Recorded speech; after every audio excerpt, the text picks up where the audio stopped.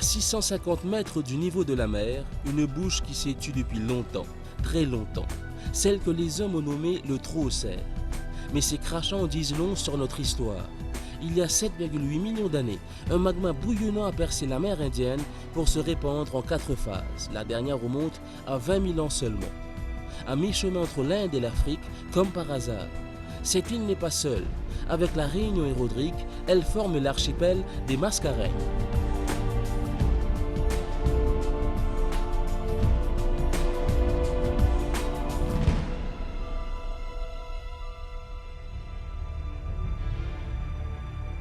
Écrivains et poètes s'inspirent et s'interrogent devant ce relief sculpté par le temps, ce qui reste de la caldeira. Malcolm de Chazal a cherché en vain dans Petrus Mock le signe qui donnerait la clé du grand continent lémurien.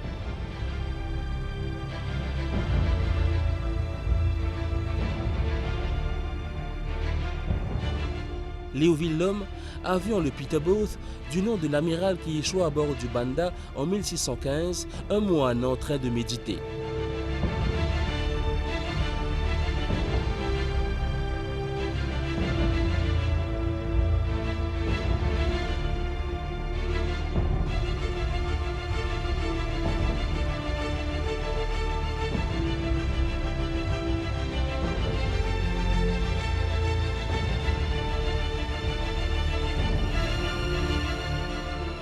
Et de retour de son tour du monde à bord du Beagle, Charles Darwin a lui escaladé ce pouce qui l'intriguait tant depuis son arrivée sur l'île.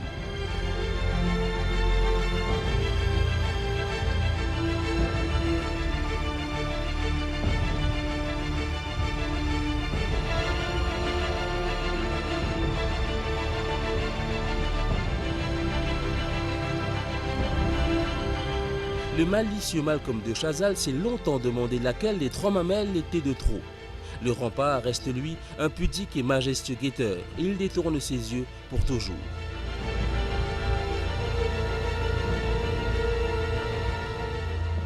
Mais le vigile a le corps de garde comme compagnon, de jour comme de nuit.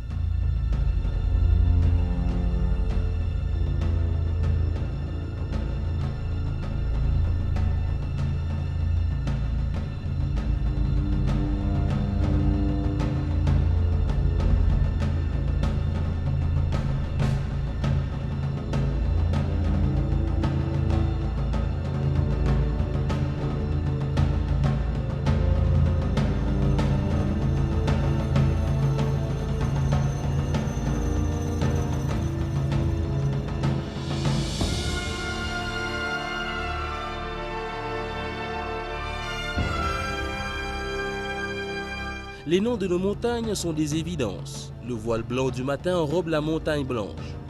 Formé il y a 5,2 millions d'années, le piton du milieu est en fait 2 pics qui encerclent une petite dépression et qui a surgi au beau milieu de l'île.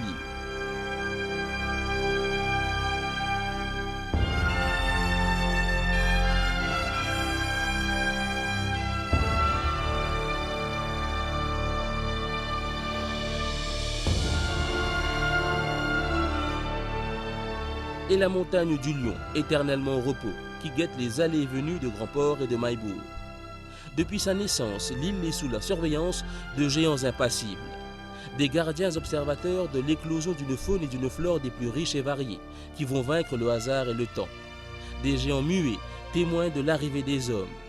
Les navigateurs arabes la nomment l'île de la désolation, d'Ina Robin sur leur carte, des Portugais, Isla de Cirne. Et puis un matin, les Hollandais jettent l'ancre.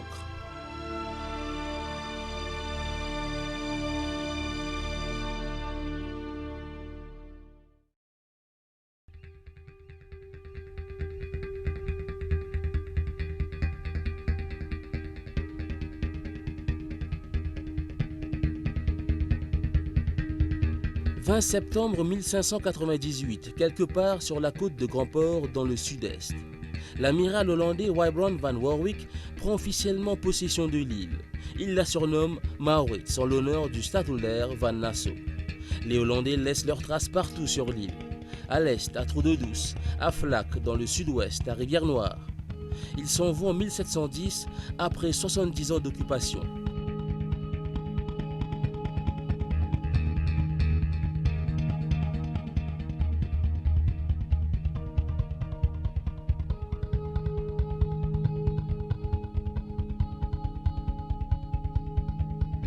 Ils ne laissent derrière eux que quelques esclaves ainsi que des cerfs de Java importés dès 1639, des cannes à sucre de Batavia. Mais en échange, ils nous dépouillent de l'ébène, des tortues géantes et contribuent de manière significative à la disparition du Raphus cuculatus, le dodo.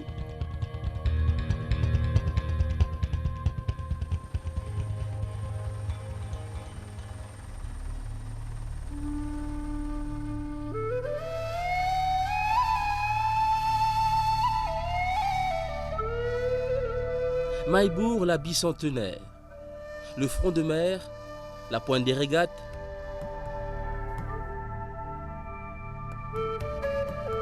Pointe-Canon et son amphithéâtre, et le pont de la Ville Noire. Elle doit son nom à Maille de Labourdonnais, génial administrateur français qui fit de la colonie une petite entreprise au service du roi.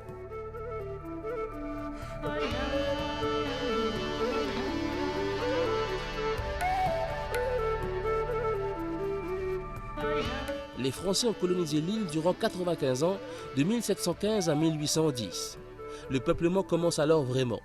Les colons tentent l'aventure du sucre. La plantocratie se construit tandis que Maurice devient un enjeu clé dans l'océan Indien. Les puissances navales la convoitent.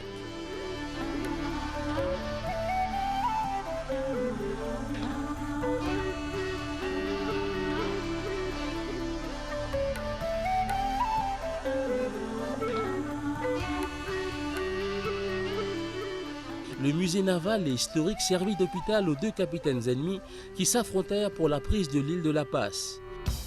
Île forteresse et clé de l'océan Indien qui ne tombera pas lors de la bataille du Vieux-Grand-Port le 19 et 20 août 1810. Bataille qui sera la seule victoire navale de Napoléon.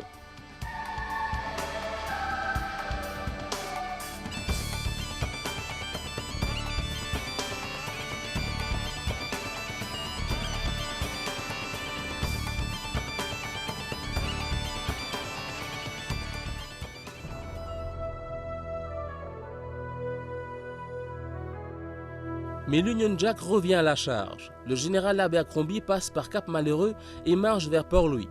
L'île de France devient Mauritius en décembre 1810. L'île garde ses traditions et se met à parler aussi l'anglais. Forbach, Goodlands, Poudre d'Or Hamlet. Mauritius, la Britannia de l'océan Indien.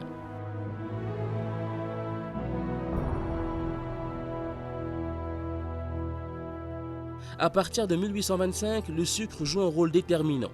La physionomie du pays change, son peuplement bouleversé par l'abolition de l'esclavage et l'arrivée en masse des engagés indiens. Le chemin de fer traverse l'île dès 1864 et s'arrête à Mapou, l'une des 11 gares de la ligne du Nord, longue de 31 miles, qui reliait Port-Louis à Beauchamp.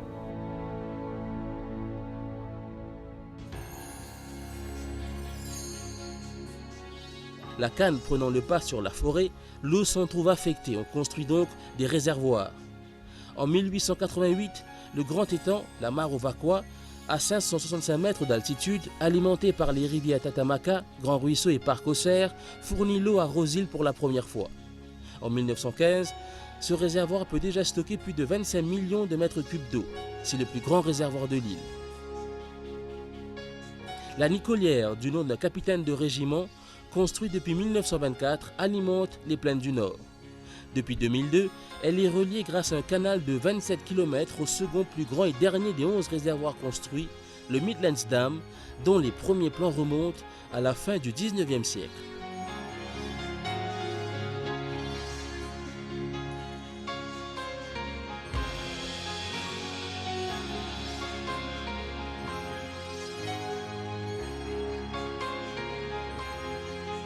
Un océan vert omniprésent. 720 km², nous en faisons 1865, sont dédiés à la canne à sucre. Plus que les forêts naturelles et autres espaces forestiers.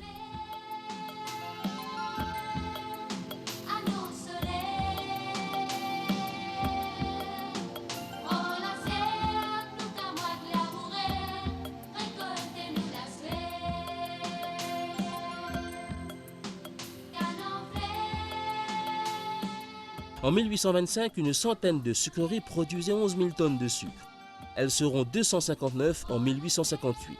En 1950, Maurice produit 450 000 tonnes de sucre. Et en ce début du troisième millénaire, nous en sommes à 500 000 tonnes. 2/3 des 73 000 hectares sous canne appartiennent à une vingtaine de gros usiniers planteurs. 11% de la main-d'œuvre travaille dans le sucre, mais ce nombre diminue avec la centralisation, les protocoles qui sont renégociés et l'évolution du marché mondial. Mais Maurice s'adapte et utilise sa bagasse pour produire 400 millions de kWh en 2007 grâce aux centrales thermiques.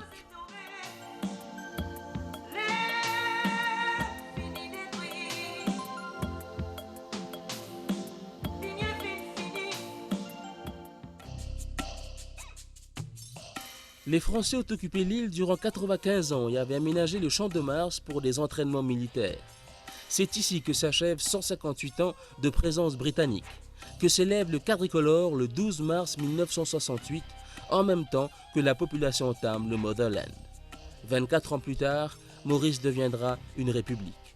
On y trouve la Prabassi-Ghat, lieu de débarquement de 200 000 engagés, patrimoine mondial de l'humanité, le Parlement, l'hôtel du gouvernement, la Cour suprême, la cathédrale de Saint-Louis et des bâtiments qui ne cessent de gagner en hauteur. La State Bank Tower, 82 mètres, la Telecom Tower et son antenne pointant à 110 mètres et la tour de la Banque de Maurice et son mât qui culmine à 124 mètres. Le port nord-ouest des Hollandais, le port Napoléon des Français, l'œuvre principale de Bertrand-François May de la Bourdonnais est synonyme de l'essor économique et de la prospérité de l'île. 47 km², le plus petit district du pays. Une ville cosmopolite où 150 000 descendants d'immigrants chinois, africains, indiens et européens vivent et travaillent. C'était il y a 15 ans, la mer Rouge tout juste comblée. Son aménagement a transformé le port qui assure la majeure partie du revenu de la ville.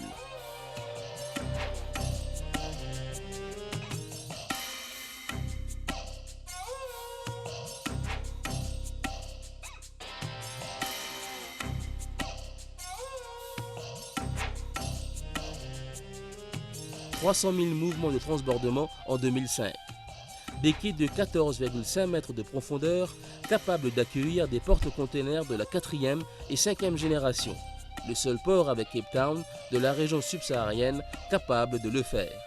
C'est le port le plus grand de l'océan Indien.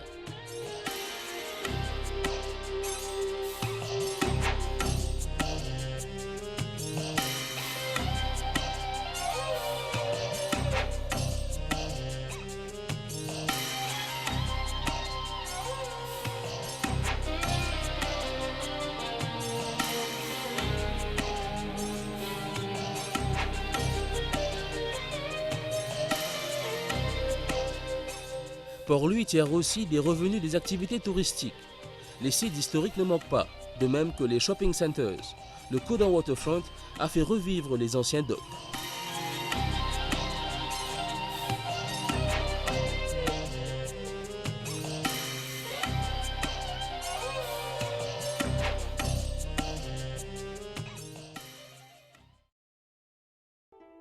L'imposante embouchure de la Grande Rivière Nord-Ouest. Un site rare où se côtoient plusieurs sites historiques construits avant 1850. Sur la rive sud, la batterie d'Anjou avec sa tour Martello. Le pont routier à Arche Blanche construit à partir de 1924. Le viaduc construit en 1915, 620 pieds de long, il enjambe à 85 pieds de haut le lit de la Grande Rivière Nord-Ouest grâce à 6 piliers en pierre. À côté du Vagrant Depot, la tour Kinnick, construction inachevée, commencée en 1831. Elle devait rappeler la Bavière natale des ancêtres d'Alexis-Henri Kinnick. Parmi les anciennes défenses côtières, le donjon Saint-Louis, un fortin aussi appelé batterie Montaut-de-Verre. Les canons du corsaire Ripaud de Montaut-de-Verre ont fait fuir une corvette anglaise en 1810.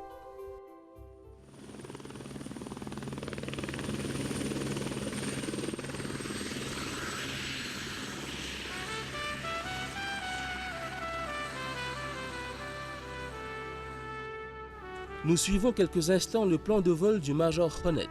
Le 2 juin 1922, il avait fait décoller un biplan des plaines du Gymkhana pour découvrir Phoenix, le champ de course de Floréal et 15 cantons. Notre hélicoptère nous emmène vers Kurpip, la ville la plus européenne de l'île à cause de son climat froid et humide. C'est là que se sont réfugiés les Port-Louisiens qui fuyaient la malaria à la fin du 19e siècle.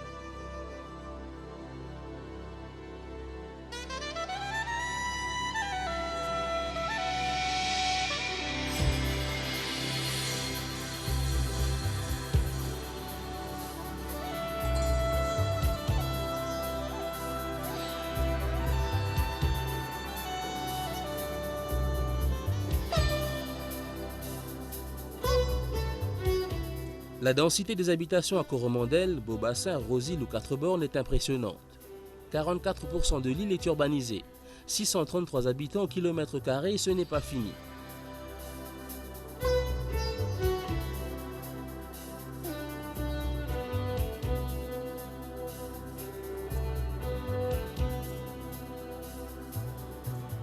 Des villes nouvelles émergent là où on ne les attend pas forcément.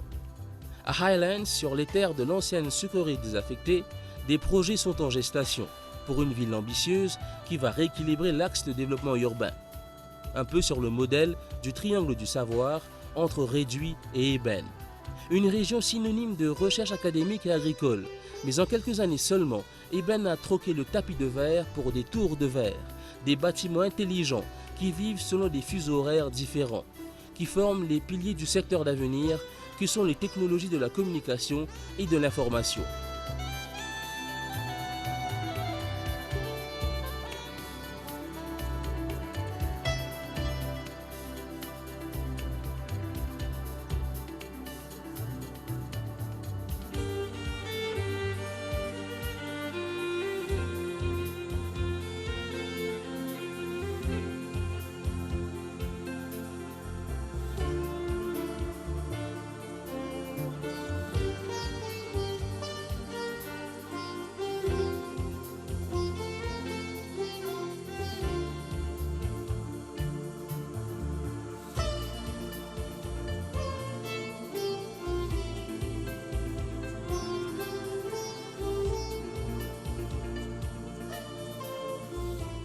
Avant de nous poser au Gymkhana, nous survolons la Bastille et l'avenue de l'Indépendance qui longe le Cimédicic, connu encore comme le Railway Road.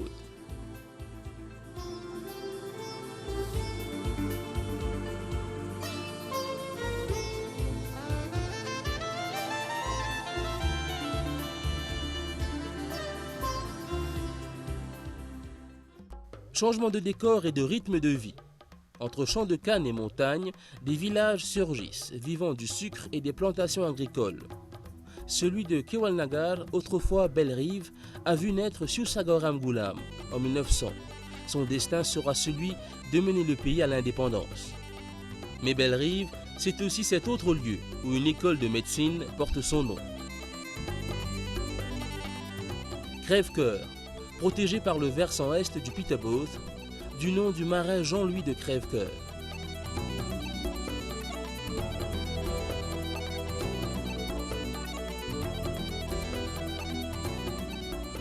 Et Souillac dans le sud, le Batelage, le cimetière marin, les falaises de Grigri, la roche qui pleure en font un passage obligé des touristes.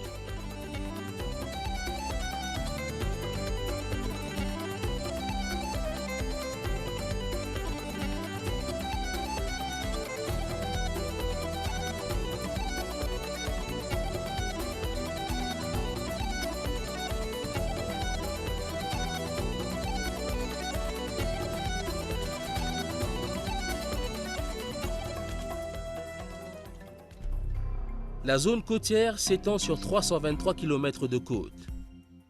Dans l'ouest du pays, Flik-en-Flac, les Hollandais l'avaient surnommé la terre libre et plate. Aujourd'hui, ce village est devenu une foisonnante station balnéaire. Les morcellements attirent les citadins en quête de week-ends animés.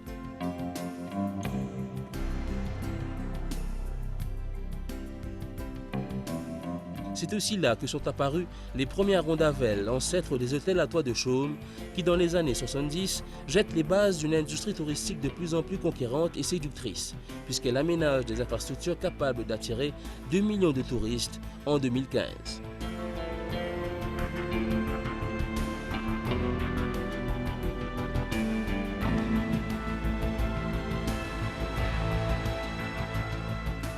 Plus on suit la côte et plus on se rend compte de la transformation qui a lieu dans le pays.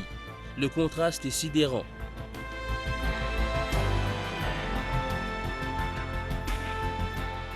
Après Tamarin sur la côte de la rivière Noire, les salines kéniques devraient bientôt disparaître pour laisser la place à des résidences de luxe.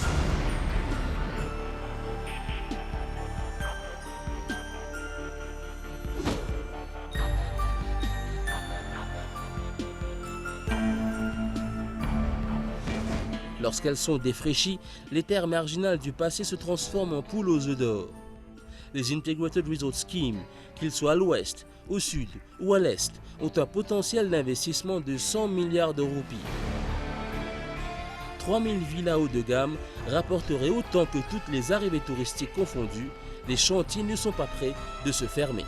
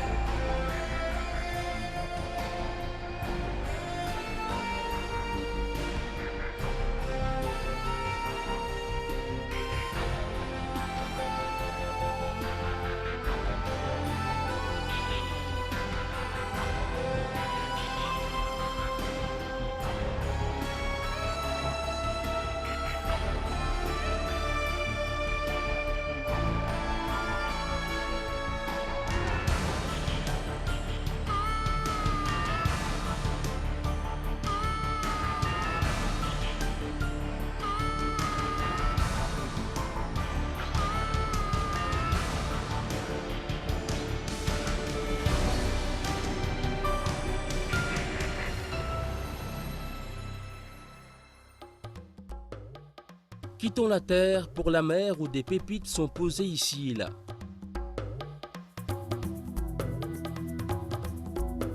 « 25 hectares de réserve naturelle, un plateau de corail à 1 km de Point-Nesny, 40 espèces endémiques y trouvent refuge.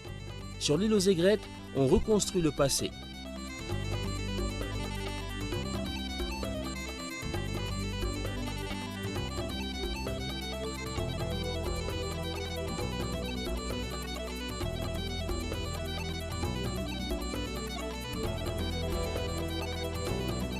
À 1,1 km de l'île de La Passe, l'île aux phares. Un temps la plus importante des îles situées dans la baie de Maïbourg. Son phare date de 1864. Il fait 109 pieds de haut, portée 16 000 nautiques. Il est resté en opération pendant la première partie du XXe siècle.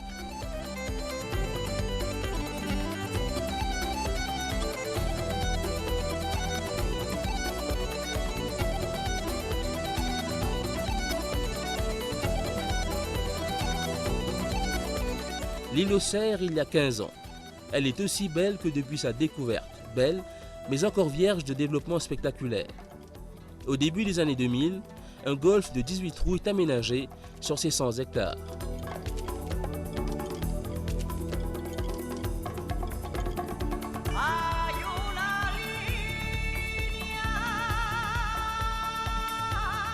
Continuons vers le nord.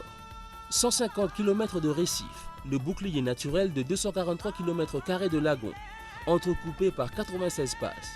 12 sont dangereuses, dont celle du Saint-Gérand à côté de l'île d'Ambre. Le Saint-Gérand, vaisseau de 600 tonnes, se brise suite à une erreur de navigation sur des récifs le 18 août 1744. Parmi les victimes, des esclaves et Virginie de la Tour, l'héroïne de Bernardin de Saint-Pierre. 900 pieds d'altitude, nous filons vers l'île Ronde. À 24 km au nord de Cap-Malheureux, une île étrange. Sur 151 hectares, on y trouve la plus forte densité au mètre carré d'animaux menacés de disparition. C'est ce que disait le docteur américain Stanley Temple en 1970. 6 lézards dont le 5 de Telfer. 2 serpents dont un boa invisible depuis 2 décennies. 4 arbres et 4 oiseaux de mer.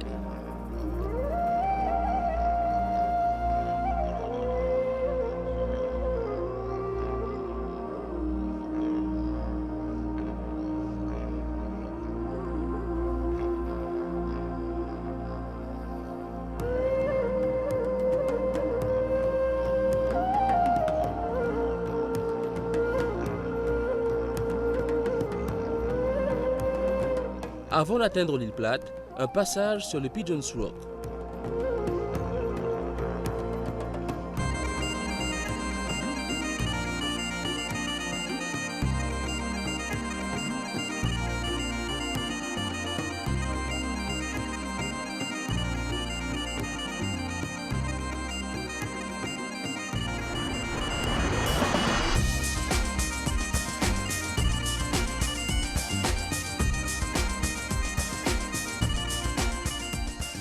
Le phare est l'un des 4 construits à Maurice.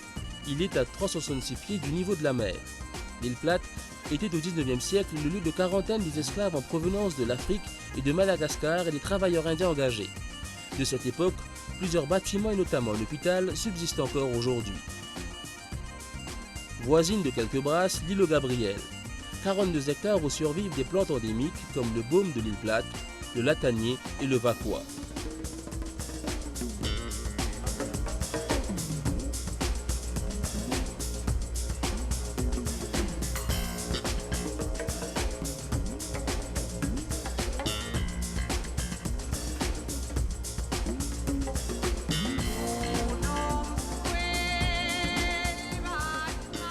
Enfin, le coin de mire, Gunner's Point, un bastion au milieu des flots où une baleine échouait maladroitement.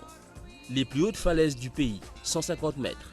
À 8 km au nord de Maurice, on y trouve du bois de chandelle et de la liane Bambara.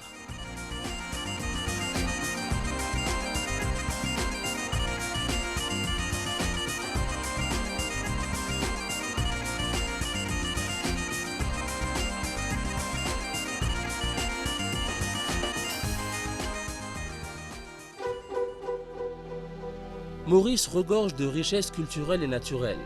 Pamplemousse, le plus ancien village du pays. On y trouve l'église Saint-François d'Assise et son clocher carré, 77 pieds de haut. Elle a plus de 250 ans. Le jardin botanique aux 600 espèces végétales, 85 types de palmiers dont le talipo. 65 arpents de sanctuaire qui abrite aussi le château Montplaisir et le samadhi de ce Sussagoram Ghulam qui a donné son nom à ce jardin de réputation mondiale.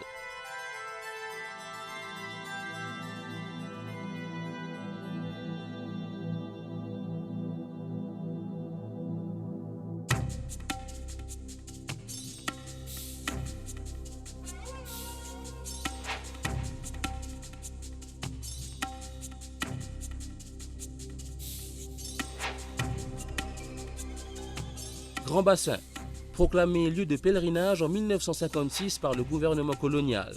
Nul n'y pêche ni ne chasse depuis. En 1972, l'eau sacrée du Gange y est déversée. Et le Paritalao est ainsi devenu le Ganga Talao.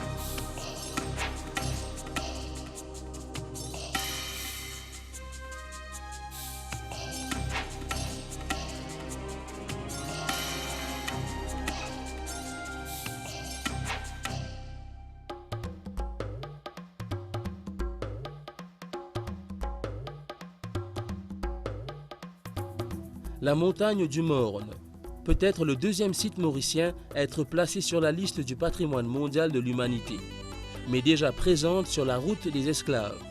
Un château peuplé d'oiseaux de mer pour le chercheur d'or et symbole du marronnage.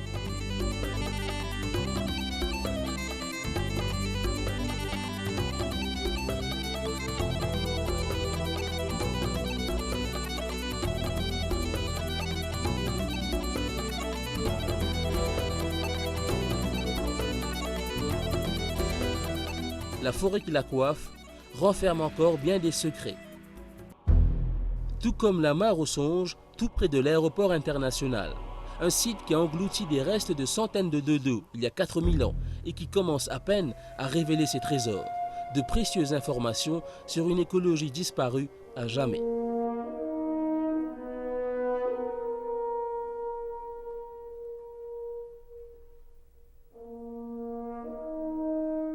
Maurice est actuellement la deuxième biodiversité la plus menacée au monde et la vallée aux merveilles de Ferney est là pour le certifier. 3000 hectares qui abritent 5 spécimens de bois perroquet, le bois clou caché depuis un siècle, le quinquina aux feuilles jaunes et les pandanus et une fougère rare, le psilotium. On les croyait éteints, mais ils sont bien là.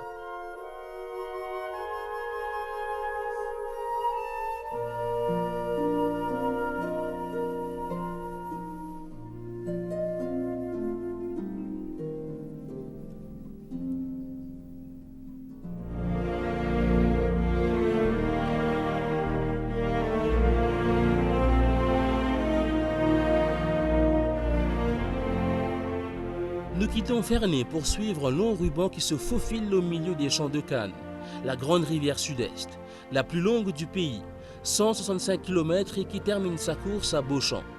Elle dépasse de loin la grande rivière nord-ouest et ses 115 km.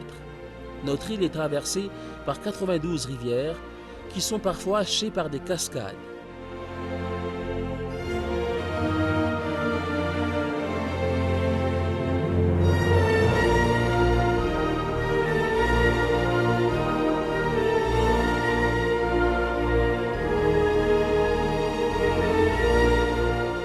Les chutes de Rochester ou les larmes du Christ selon la légende. L'une des plus spectaculaires est celle de Chamarel. Elle fait 83 mètres de haut. Il faudrait encore 1 mètre à la Stedman Tower pour arriver à sa hauteur.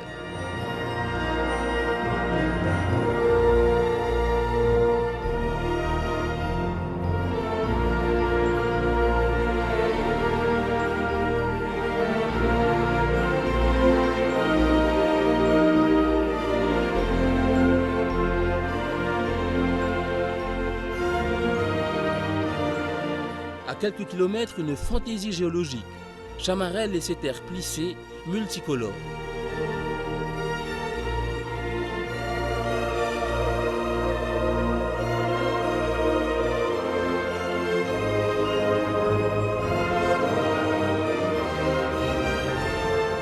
La carte que signe Mackenzie Fraser en 1835 révèle que 2 tiers du pays étaient constitués alors de forêts.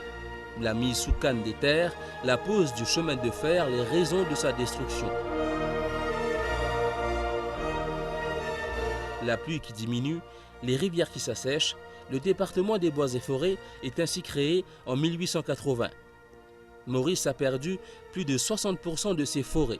Des terres forestières, seuls 2% désormais sont des forêts primaires dans le sud-ouest du pays principalement, dans les gorges de la rivière Noire où un parc national a été créé en 1994. On préserve le pigeon rose ou le pigeon des mares, la cresserelle, la grosse cateau verte, l'oiseau à lunettes et lui en voie de disparition.